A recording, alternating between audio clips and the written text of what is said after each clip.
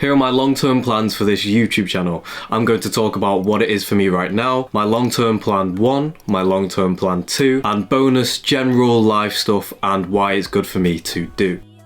So what is it for me right now? Right now it's for me to practice and build skills within content creation. For example, aspects within editing, like adding graduated masks, timestamps, screen recordings, sound effects, and music, just to list a few. This also links to scripting, meaning learning to take longer takes and saying more within each take and less ums and ahs, which I noticed a lot in the last video when editing. Lots and lots of ums and ahs. For example, improving my camera confidence, making talking to the camera seem conversational, very casual, relaxed. At the moment, YouTube for me is to practice and build these skills, aim to hit 35 videos, 1 video per week, and learn more with each video that I upload.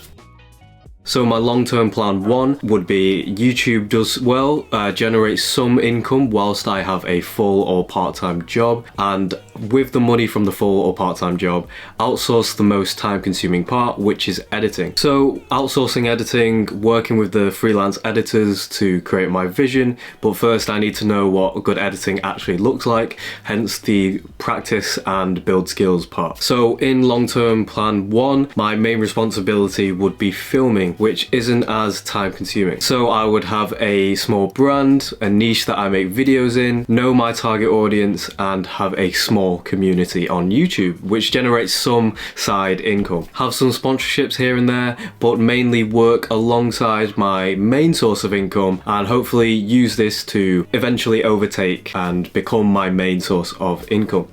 So long-term plan 2, if the YouTube doesn't take off but I've built up good skills such as editing, I can sell the editing to other creators. So I would actually need to be good at the skill, for example with editing, and then being confident in myself to actually make this jump from being a YouTube creator to a freelancer selling a service. Then once I make this jump, I would have to prepare, make a website, and then basically go into sales trying to sell my service to other creators. Like as I said, make a website, build a script, outreach to other creators, and get some creators as clients. And then building a business around this, freelancing for other creators, and hopefully get long-term work for other creators.